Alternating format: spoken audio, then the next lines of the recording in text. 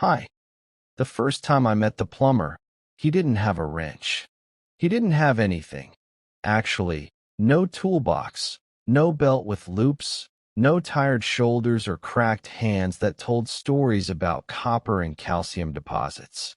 He had a smile that came too easy and shoes that were too clean for a man who supposedly spent his days crawling under sinks. He stood at our front door with a casual wave and a line about checking the gasket on the upstairs bath, like the gasket had been sending complaints to corporate. "Do we have a leak?" I asked, because that was the kind of husband I thought I was. The kind who noticed leaks. My wife, Claire, slid past me, kisses the air by my cheek, friendly, distracted. "It's preventive. He's new. Sylvia's husband recommended him." She said it the way you say, "This is spinach. It's good for you." Already a decision had been made without me, and I was just supposed to chew. The man introduced himself as Nate. Not Nathan. Not Mr. Anything. Just Nate. He smelled like those little pine trees they hang from rearview mirrors, and something more expensive underneath. He went upstairs, whistling a song I couldn't place, something cheerful and forgettable. A plumber whistling on a Tuesday. Fine, I told myself. People who are good at what they do whistle. I stayed in the kitchen trying to be helpful and ended up alphabetizing the spice rack because it felt like a thing a competent person would do. I kept half an ear tuned for the music of work. Metal on tile, water shutoffs thumping, muttered curses. Nothing. Just the murmur of voices. Claire's laugh, the one she saved for other people, took the stairs like warm air. A half hour later they were back down. No invoice, no parts list, no paper to sign. Nate gave me a thumbs up as if to say your gasket has been taught a valuable lesson. He left without washing his hands because there hadn't been anything to wash off. That night the upstairs bath behaved perfectly, which only felt strange because I was looking for proof that I needed to feel strange. It's a funny place to be, standing in a house you pay for, touching a faucet just to make sure the world still works the way you think it does. The second time Nate came, it was a Saturday. I'd been planning to clear the garage, the noble work of a husband who wants to know where his stuff is. Claire said, "He's going to check the water heater this time." And I said, "Okay," like the water heater was a cousin stopping by. I moved boxes around and kept the door open to hear any sign of actual plumbing. Again, I got laughter, the easy ebb and flow of two people who weren't afraid of dead air. He stayed an hour. The water heater ended up being just as hot and mysterious as before. I didn't catch the detail that should have caught me. The print on Nate's shirt, a surf brand I'd seen at the mall. No logo from a company. No business name on the truck outside.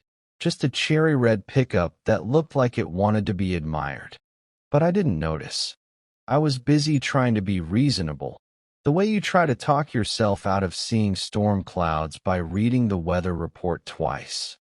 It was later, scrolling through our shared phone bill, because I'm the designated bill person, the keeper of due dates and verification codes, that I saw the name. Plumber. Frequent calls. Always the same number.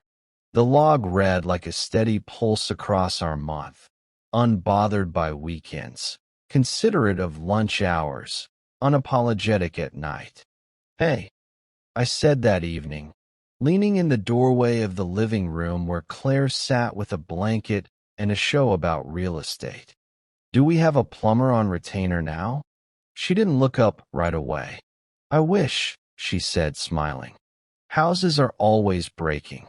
I saw the call log. "You've talked to the plumber a lot." "That's what he's for." She hit pause finally and met my eyes. "Do you want to talk about this now or after the episode?" I laughed, but it sounded brittle in the room. "Now's fine." She shrugged. "He's been helpful with stuff. Advice, mostly. He's good on the phone." "Right," I said, picturing pipe tape and O-rings translated into casual texts. I'd never known a tradesperson who enjoyed giving free consultations at midnight, but I couldn't prove that wasn't a new business model. He doesn't carry tools, I said, aiming for a joke. Claire smirked. Maybe his mind's the tool. We let that sit. I tried to remember the last time Claire and I had bantered like that without the conversation feeling like a hallway. I ended up rinsing dishes I'd already rinsed. It became a pattern, Nate appearing when I wasn't expecting him, or his absence explained by he came earlier, or I caught him between jobs. I started noticing details with the suspicion of a man who wants to be wrong. A small scratch on the banister that hadn't been there before. The faint lingering of cologne in the hallway. A glass on the counter, water line and lemon seed at the bottom, like the ghost of someone's thirst. Claire's phone face down on the table during dinner, something she never used to do. Her laugh again, softer and shorter in the house, louder on calls I wasn't part of. I tried to audit myself first. Was I present? Did I bring home the questions she asked and set them on the table, or did I keep them locked in my head like change in a jar? I thought about the times I had treated our marriage like a project plan, milestones and dependencies, chores and calendars, forgetting the improvisation of love. It's a terrible thing to realize you might have been careful instead of curious, that your attention showed up to manage, not to marvel. One night, coming home late from a late train and a late meeting about the late project that was supposed to save a late quarter, I pulled into our street and saw the cherry red truck. It was parked 2 houses down, engine off, a shadow behind the windshield. Our house was dark except for the glow of the upstairs bath. I felt something rise in me that wasn't anger yet, more like a rustling. I parked and sat for a minute, hands on the wheel, radio hushing after the key turned. The porch light clicked on as I started up the steps. Inside, the front hall smelled like citrus and cologne. The faucet upstairs was running, or pretending to. Claire, I called. The sound of water stopped. A beat, too. Then her voice, "Hey, you're home." I stood in the hallway, looking up at the landing where the shadows met.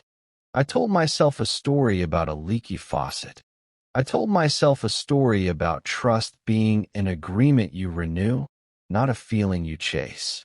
I told myself a story about plumbers who keep odd hours.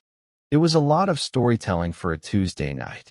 The bathroom door opened, and Claire leaned out, hair tucked behind one ear, cheeks flushed. "Give me 5. She said, like she was finishing a call. "I'll be down." "Sure," I said, and went to the kitchen to pour a glass of water I didn't want. The lemon seed waited in the sink's drain like an eye.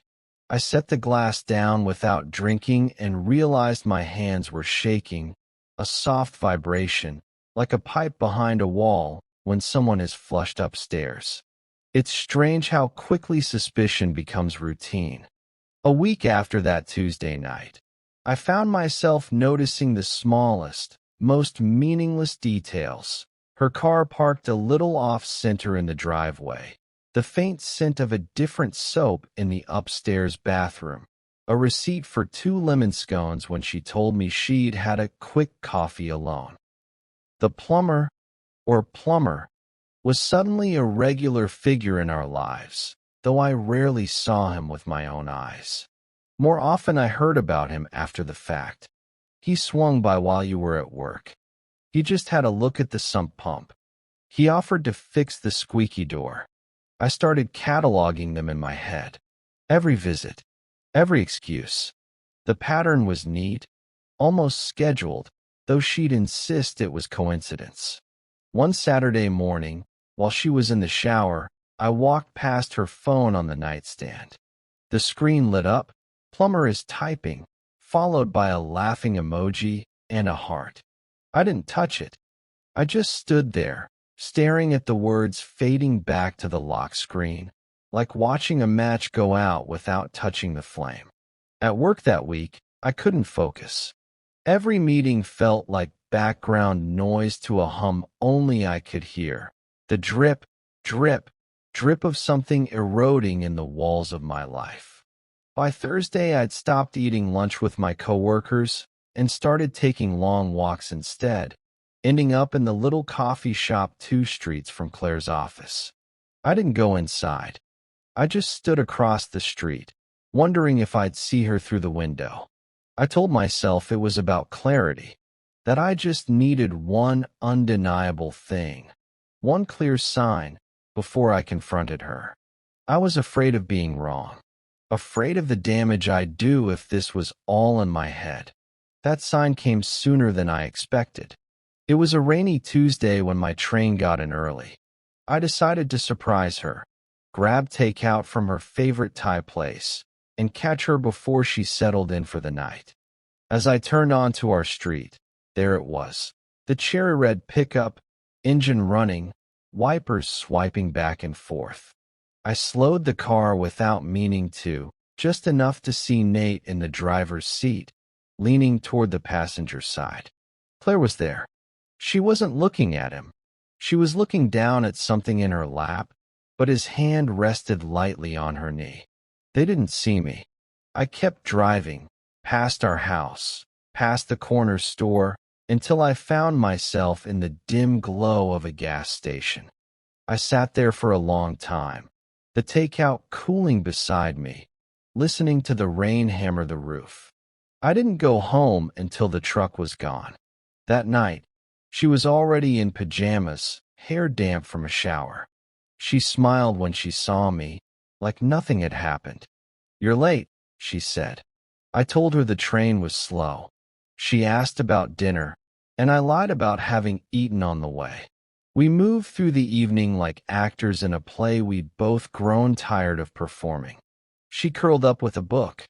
I sat on the couch with the TV on mute, watching the flicker of images I wasn't really seeing. And somewhere in the quiet, I made a decision not to confront her. Not yet. I wanted to know the whole shape of the truth before I set it down between us. Because once it was there, I knew we'd never get it back. The next 2 weeks felt like living in a house with a hidden draft. You can't see it, but you feel it in your bones. I became an observer in my own life, watching her without letting on. She moved through the days with an ease that almost convinced me nothing was wrong. Almost. One Friday, I left work early under the pretense of a headache. I parked a block from the house and waited. At 4:37 p.m., the cherry red truck rolled up. Nate got out, wearing the same clean sneakers and easy smile. No tools, no toolbox, just a duffel bag slung over his shoulder. Claire met him at the door.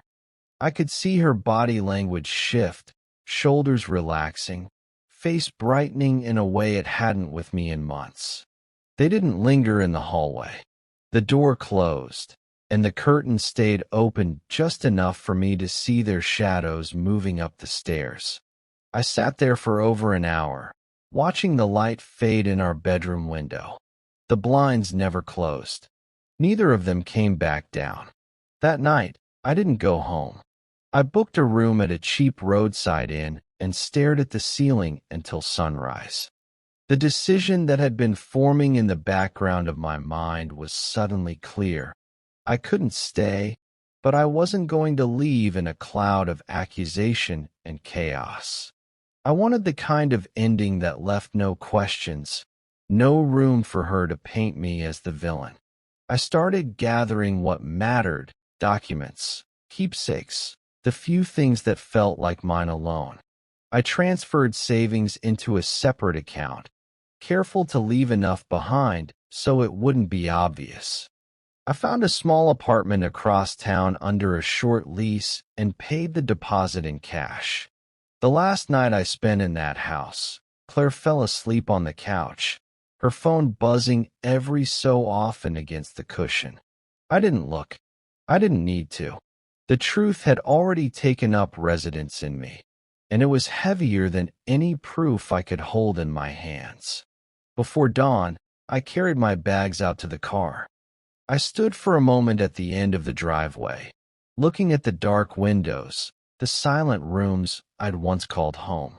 There was no grand speech, no confrontation, just the quiet understanding that whatever we'd been was over long before I walked away. As I drove off, the street lamps flickered out one by one in my rearview mirror, and the first light of morning began to break. Funny thing about plumbers, I thought. They're supposed to fix the leaks. Ours had just drowned us. Bye-bye.